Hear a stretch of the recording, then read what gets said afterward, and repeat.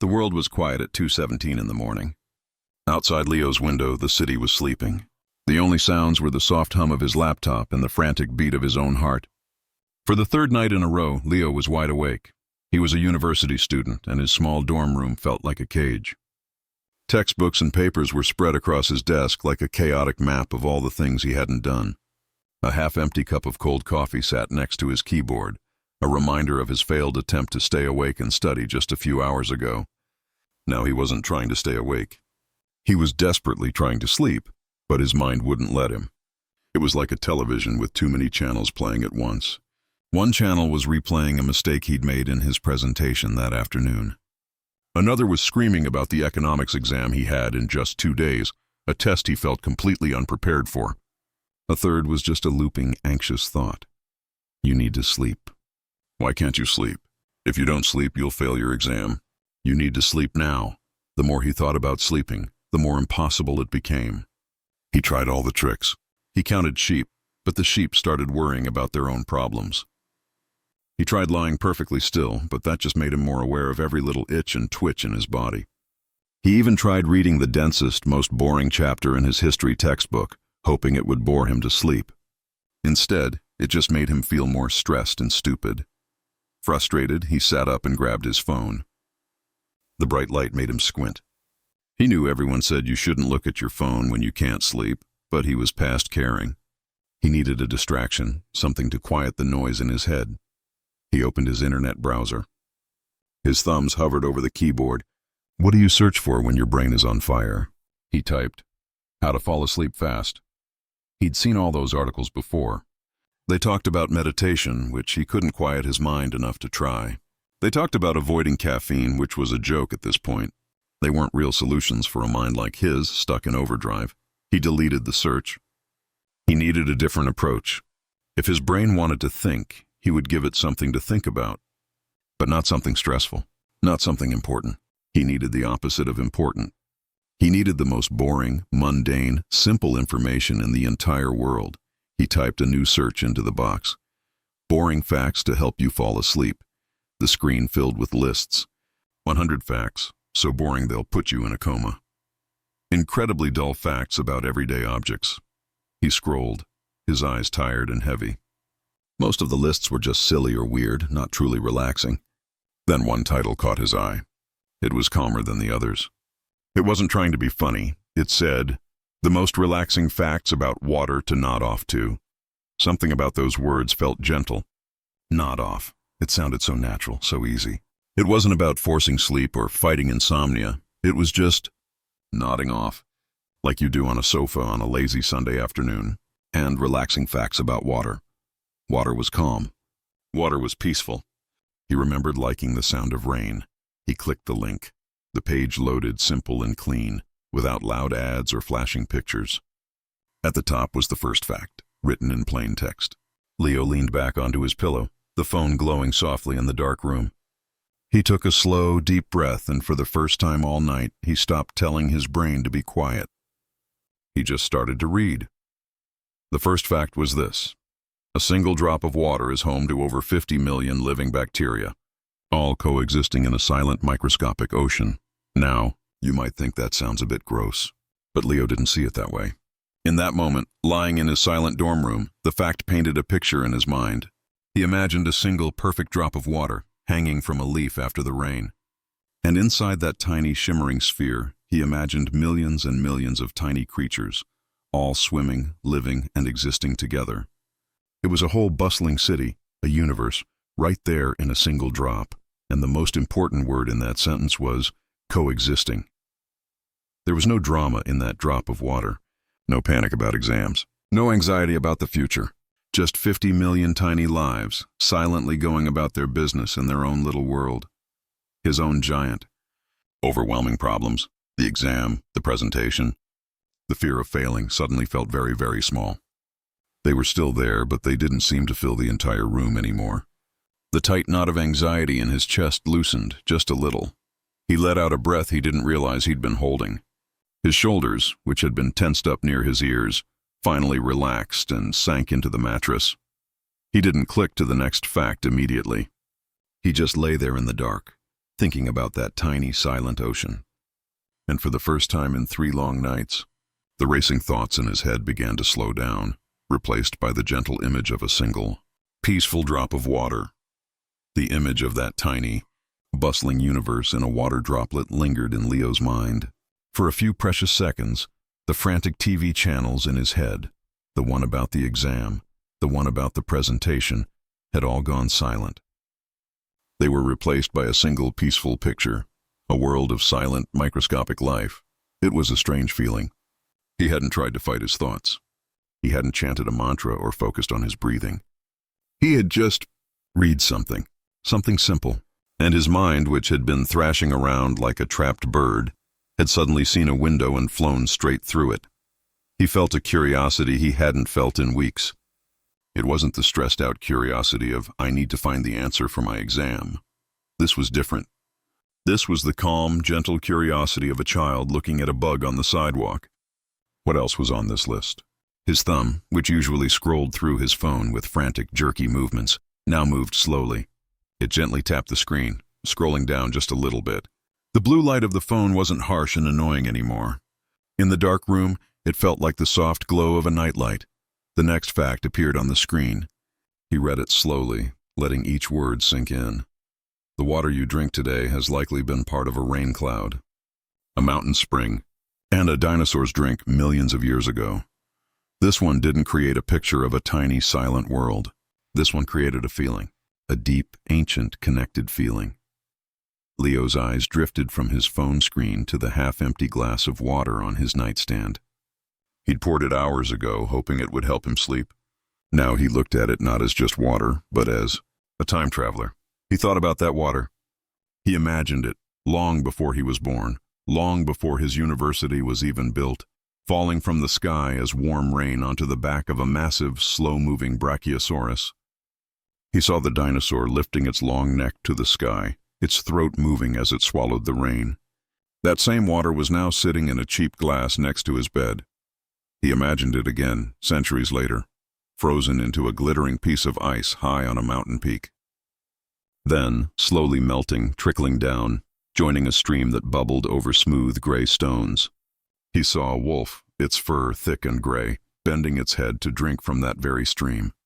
He imagined it evaporating up into the sky, becoming a fluffy white cloud, drifting for years over continents and oceans. It might have been part of a storm that sailors saw from their wooden ships. It might have been a gentle snow that fell on a field where a farmer built his home. And now, tonight, it was here. In his room, in his glass. A tiny part of it was probably in his own body, moving through him, keeping him alive. This thought did something that counting sheep never could. It connected him to something bigger than himself. His problems, which had felt like the center of the entire universe just 10 minutes ago, suddenly felt small and temporary. His economics exam? It was a single, tiny event in the long, long story of that water. The embarrassing presentation? The water in his glass had seen dinosaurs go extinct. It had probably seen empires rise and fall. It wasn't impressed by his little moment of social anxiety. A memory, sweet and clear, surfaced in his mind. He was 8 years old, visiting his grandparents in the countryside. A sudden summer storm had rolled in, and he'd been playing in the garden.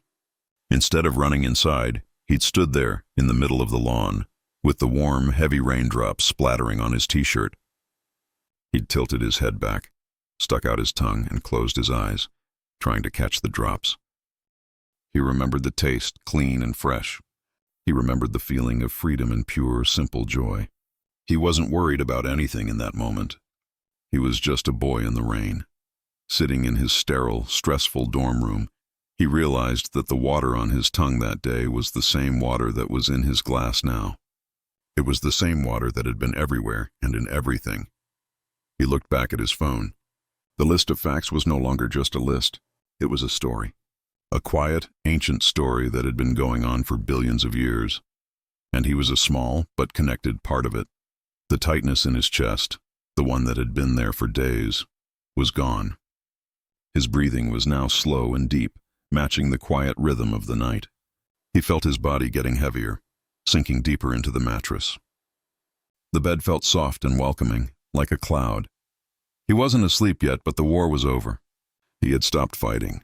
He was just listening to the story, and he was ready to hear more.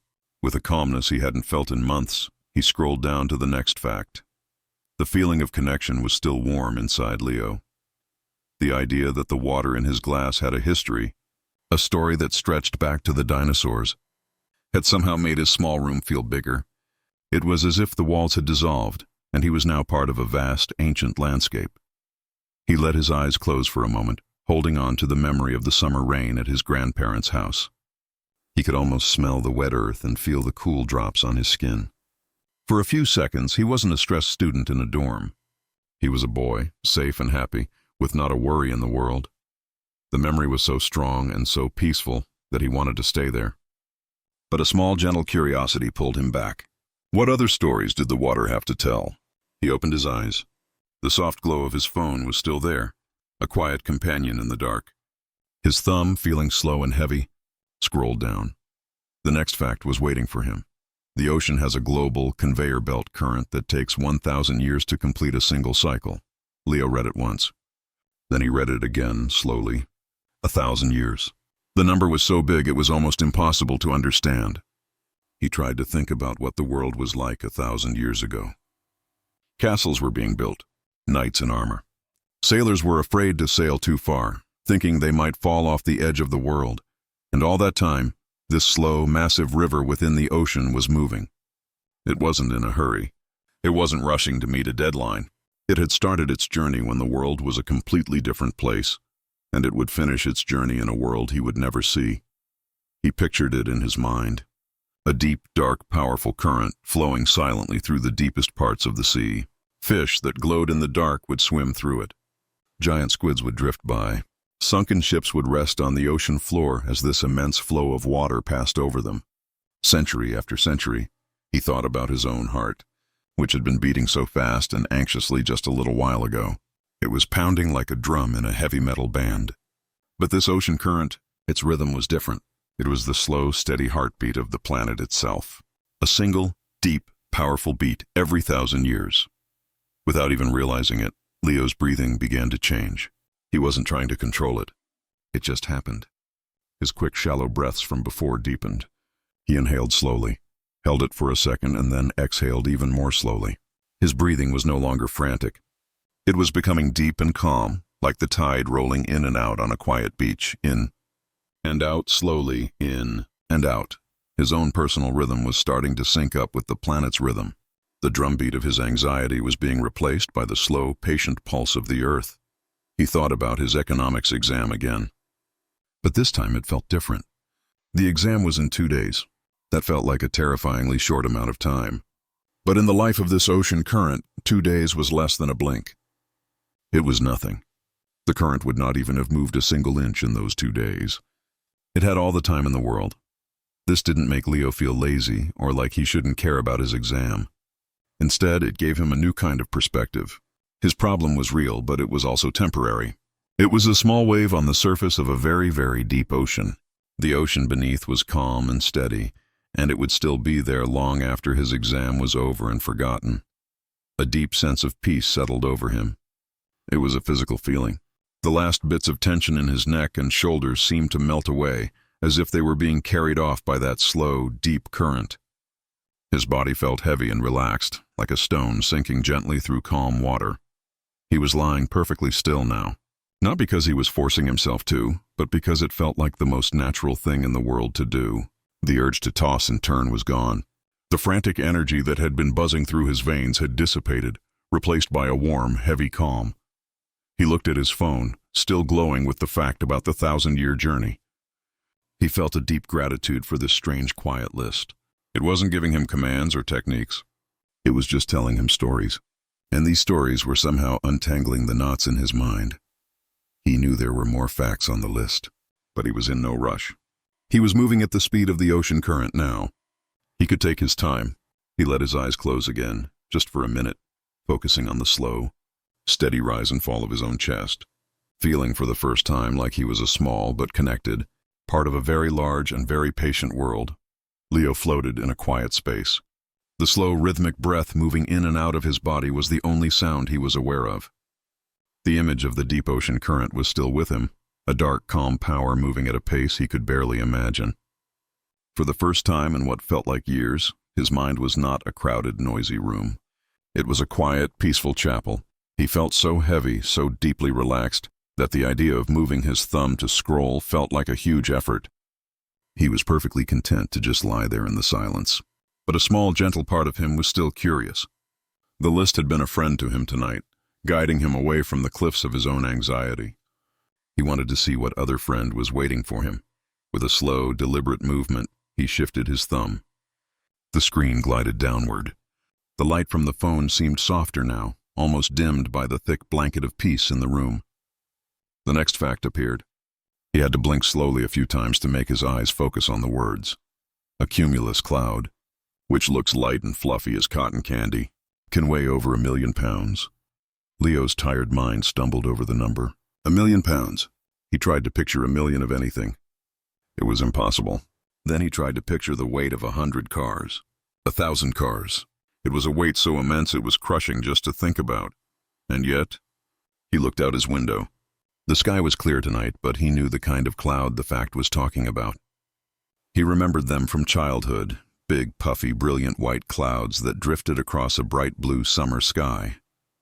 They looked like floating castles of whipped cream. They looked like you could reach up, pull off a piece, and eat it. They were the very picture of lightness, but they weren't light. They were impossibly heavy.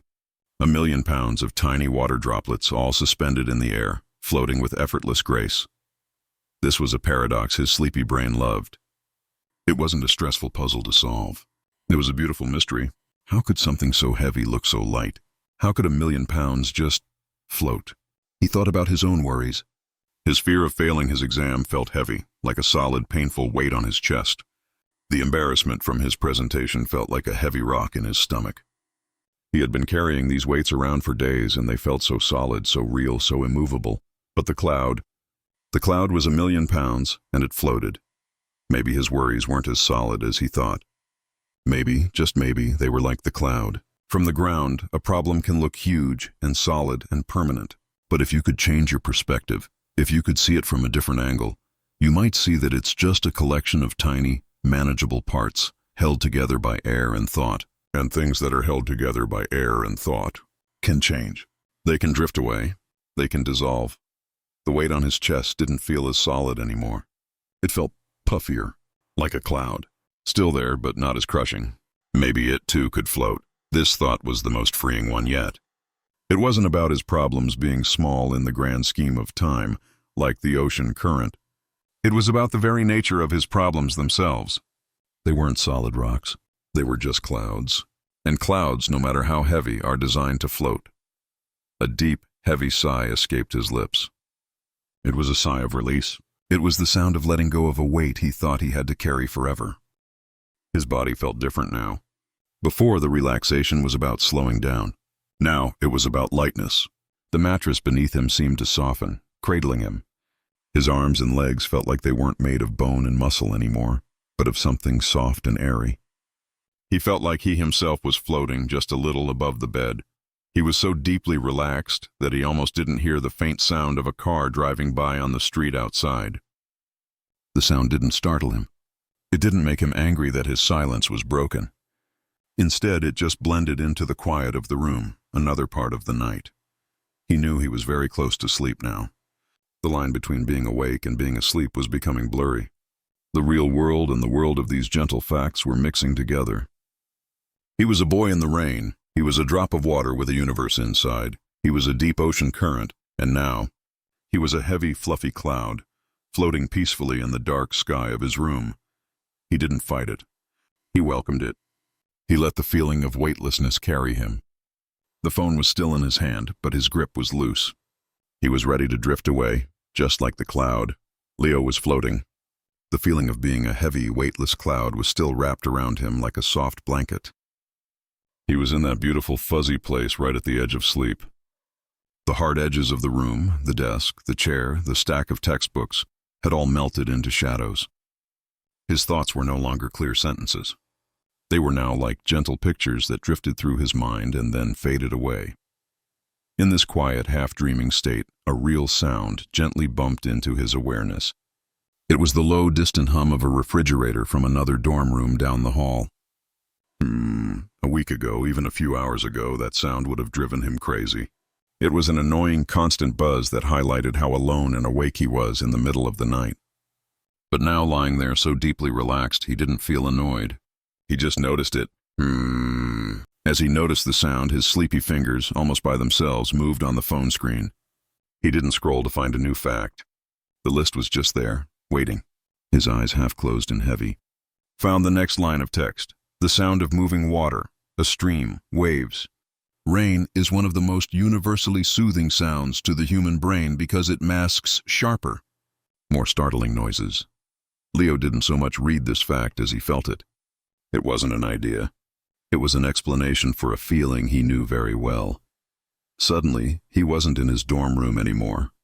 He was 10 years old in his grandparents' old house by the lake. He was lying in the small, cozy bedroom under a heavy quilt. The window was open a crack, letting in the cool night air, and he could hear it. The lake, it wasn't a loud sound. It was a constant, gentle shh of tiny waves washing against the wooden dock and the rocky shore. It was the sound of the water talking in its sleep.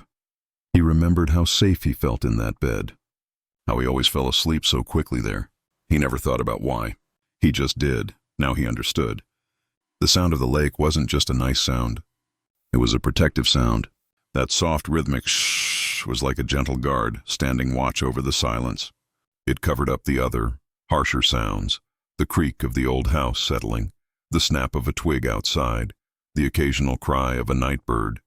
Those sharper sounds, which might have made a young boy jump, were swallowed up by the constant friendly murmur of the water, the refrigerator's hum down the hall. It was just like one of those sharper sounds. But now, in his mind, he didn't hear the refrigerator. He heard the lake. He heard the waves. His brain was doing what the fact said it would do. It was taking a constant, neutral sound and, because he was so relaxed, turning it into the soothing sound of water. He wasn't trying to do it. It was just happening. His mind was protecting his peace. He thought about all the times he had tried to sleep in perfect silence. He would hold his breath, straining to hear nothing, and in that nothing, every little sound would become a giant, scary monster. The tick of a clock would sound like a hammer. A car door shutting outside would feel like an explosion. He had it all wrong. You don't need perfect silence to sleep. You need a gentle, constant, soothing sound to guard the silence. You need the sound of water. A deep sense of understanding washed over him. This wasn't just a trick for sleeping.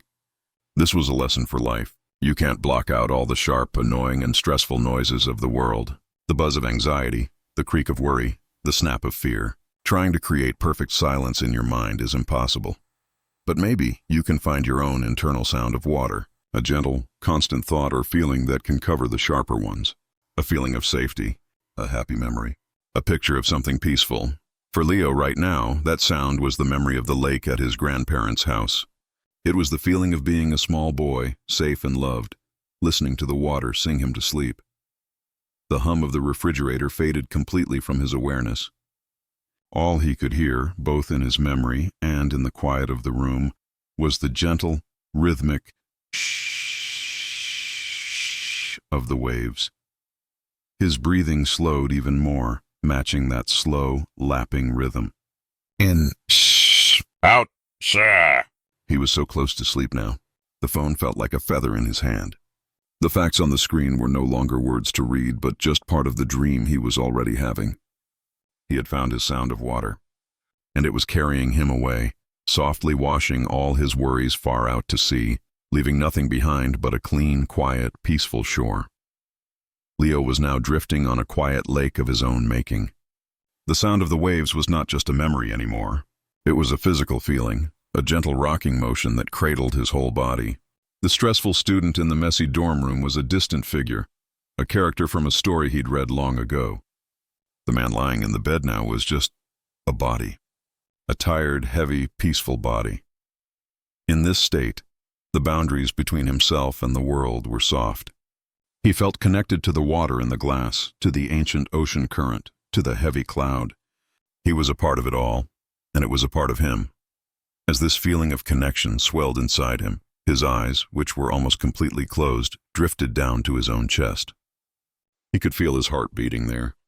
Just a little while ago it had been pounding with anxiety, a frantic drum against his ribs. Now it was a soft, steady thump. A quiet engine keeping him alive.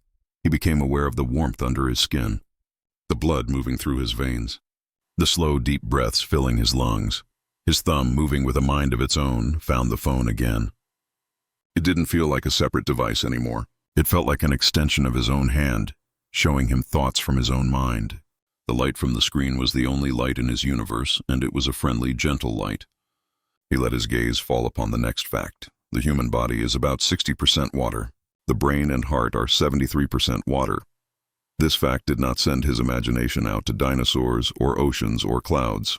This fact brought everything home. It landed inside his own body. 60%, more than half of him, was water. His brain, which had been spinning with so many frantic, scary thoughts, was 73% water. His heart, which had been aching with worry, was 73% water. He slowly moved his right hand and placed it flat on his chest, over his heart. He could feel the steady, calm beat under his palm. He wasn't just feeling his skin and bone. He was feeling water. The same water that was in the cloud, and in the ocean, and in the glass on his nightstand, was right here, inside him, beating his heart. This changed everything.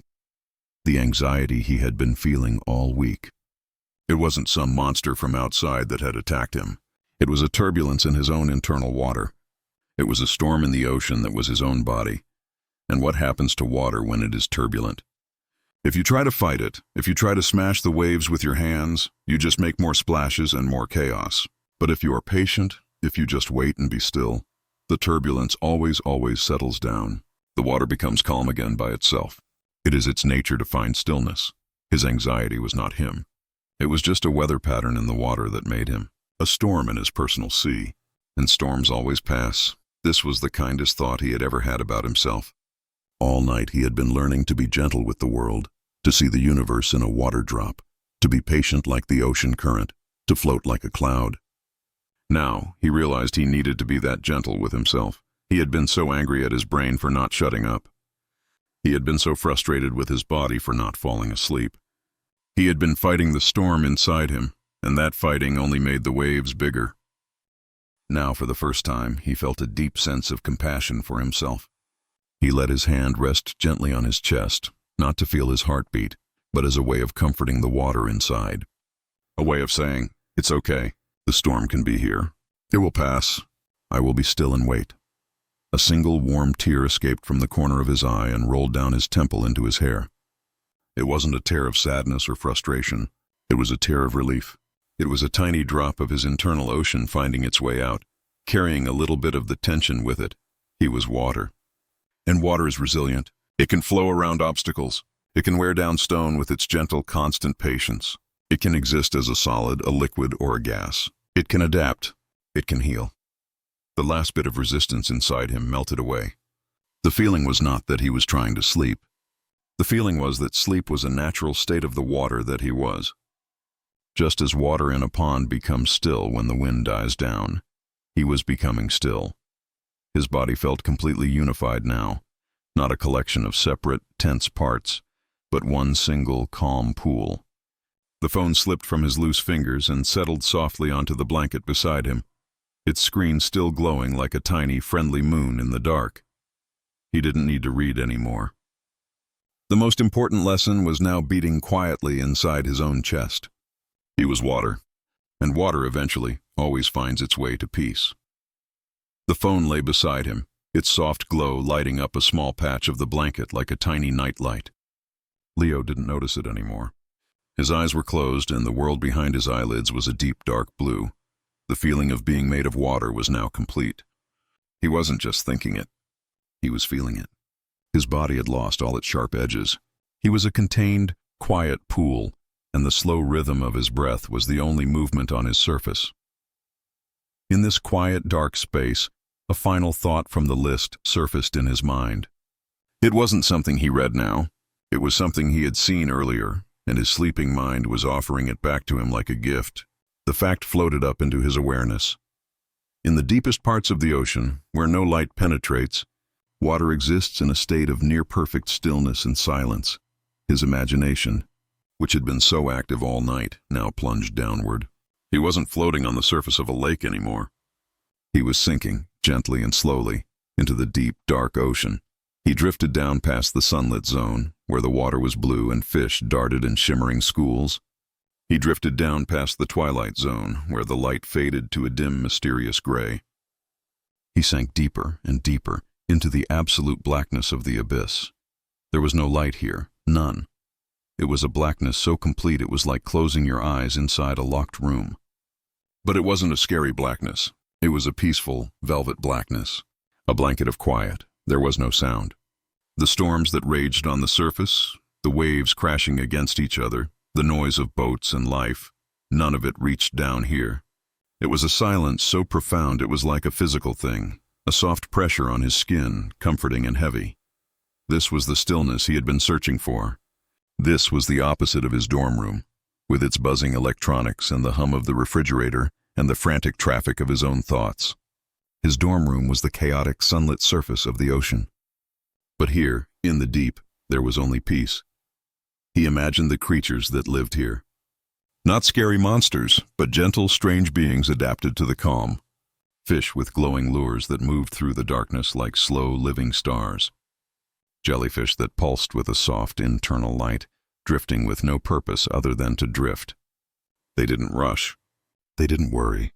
They existed in the stillness, part of it. This was what sleep was. It was this deep, dark, silent place inside himself.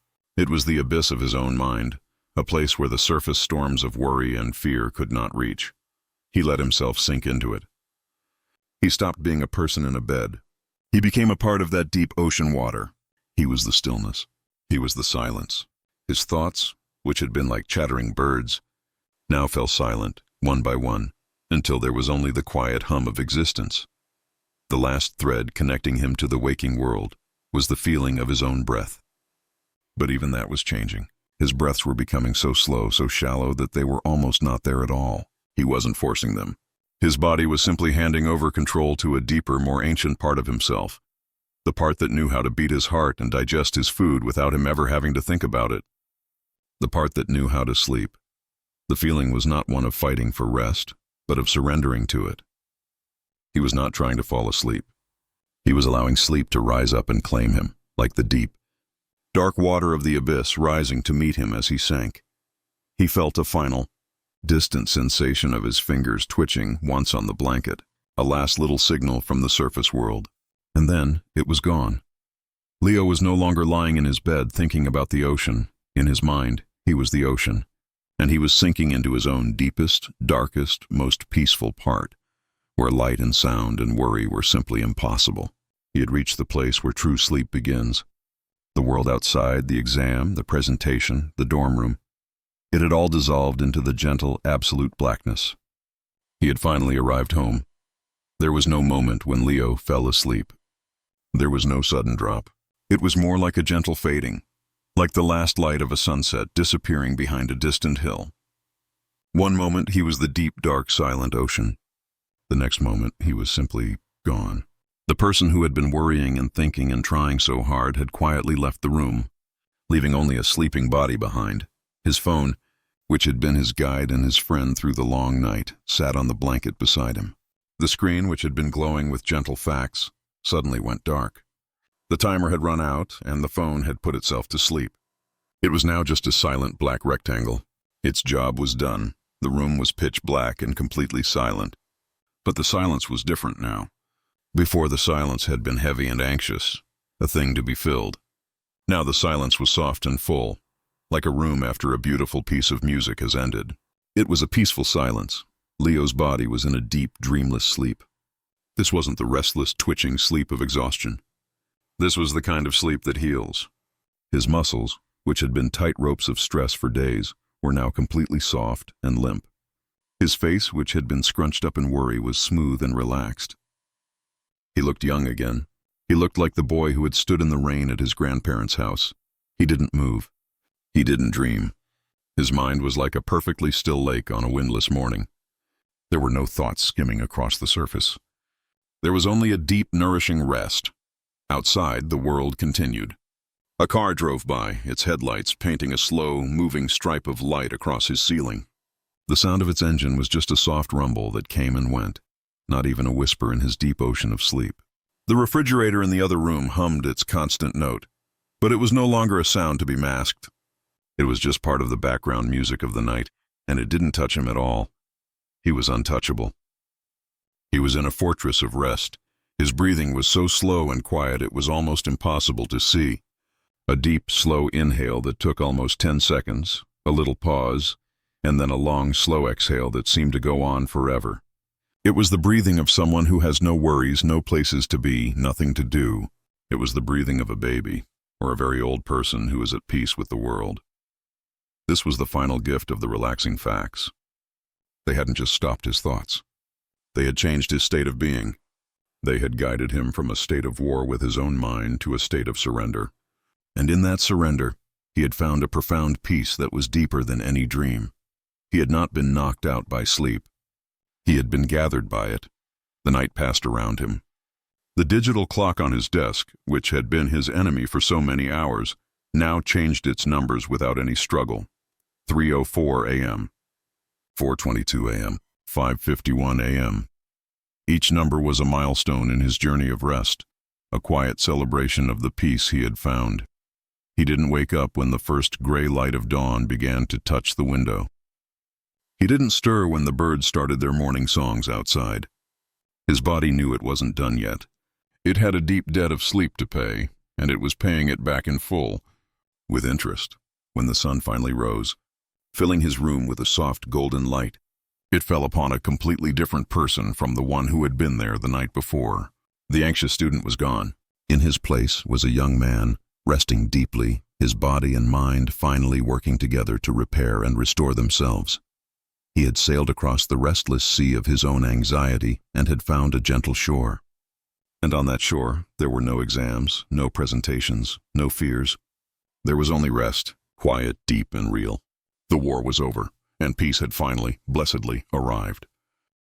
The first thing Leo was aware of was not a sound or a thought, but a feeling. It was a feeling of warmth on his eyelids, a gentle orange glow. He lay still for a long moment, just feeling it. It was pleasant. It was the sun. Slowly, carefully, as if he were moving for the first time, he opened his eyes. The light from the window was bright, but it didn't hurt. It poured across his room, lighting up the dust motes dancing in the air. For a few seconds, he just watched them, these tiny specks floating in a sunbeam. They looked peaceful. Then he remembered. He remembered the long, terrible nights before this one. The clock reading 2:17 a.m., the crushing weight of anxiety, the feeling of being trapped in his own racing mind. He took a slow, deep breath, waiting for the familiar dread to return.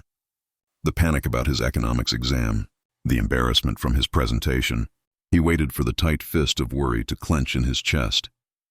But it didn't come. There was nothing, no panic, no tightness, just a quiet, calm emptiness. His mind felt clear, like a clean, still lake. The storm was over. He shifted in his bed. His body felt different, too. It didn't feel heavy with exhaustion. It felt rested. His muscles were soft. The headache that had been his constant companion for days was gone. His gaze drifted to his desk. The textbooks were still there in a messy pile. The notes for his economics exam were still scattered. But they looked different this morning. Last night they looked like monsters. Today they just looked like paper. They were just things he had to do, tasks to be completed. They weren't terrifying anymore. They were manageable. He saw his phone, lying black and silent on the blanket next to him. A warm feeling of gratitude washed over him. That little device, with its simple list of facts, had been a lifeline. It hadn't shouted advice at him. It hadn't given him complicated techniques. It had just told him quiet stories about water, and those stories had somehow rewired his entire night. He thought about the facts. The universe in a water drop, the ancient water in his glass, the slow ocean current, the heavy floating cloud, the protective sound of the lake, the water that he himself was made of, the deep, silent abyss. They weren't just facts anymore. They were a part of him. They were a new way of seeing the world, and more importantly, a new way of seeing himself. He sat up. The movement was smooth, not a struggle. He stretched his arms over his head, and he felt his joints pop pleasantly. He felt light. He looked at the clock. It was 8:32 a.m. He had slept for almost 6 straight hours. It wasn't a long sleep, but it was a deep one. It was the most honest, restorative sleep he had gotten in weeks. It felt like his body had drunk a tall, cool glass of water after being in a desert. He knew the day ahead would be challenging. He had to study for that economics exam. He had to face his classmates after his bad presentation. The problems hadn't magically disappeared, but he had changed. Before, he felt like a small boat in a giant, stormy ocean, about to be smashed by every wave. Now, he felt like he was the ocean. The waves of stress and worry could still come, but they would just be movements on his surface. Deep down, he was calm and vast and could not be broken. He had a tool now. He knew that when the world felt too loud, when his mind started to race, he didn't have to fight it. He could just remember the water. He could remember that he was connected to something ancient and patient. He could remember that his worries were just heavy clouds, and that clouds, by their very nature, are meant to float away. He swung his legs out of bed and placed his feet on the cool floor. He stood up, feeling the solid ground beneath him. He walked to the window and looked out at the sunny morning. The world was going about its business. Cars were moving. People were walking.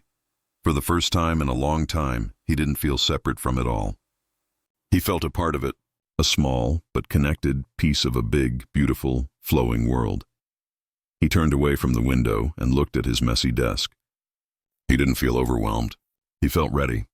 He had a day to face, but he would face it with the patience of an ocean current and the calm of deep, still water. The war was over, and he had won, not by fighting, but by finally learning how to float. Leo did not start his day with a frantic rush. The old Leo would have jumped out of bed, his heart already pounding, gulping down coffee while simultaneously trying to read his economics textbook. That Leo was gone. This new Leo moved with a slow, deliberate calm. He picked up the glass of water from his nightstand. It was the same glass from last night, the one that held the ancient time-traveling water. He didn't gulp it down. He drank it slowly, feeling the cool liquid travel down his throat, imagining it joining the 60% of him that was already water, adding to his own internal calm. He then did something he hadn't done in months. He made his bed. It wasn't a chore. It was a ritual. It was a way of telling himself that order was possible, that he could take a messy, tangled situation and make it neat and peaceful. His phone buzzed. It was a message from his friend, Mark. "You ready for the Econ massacre today? I'm so dead." Didn't sleep a wink. Leo looked at the message.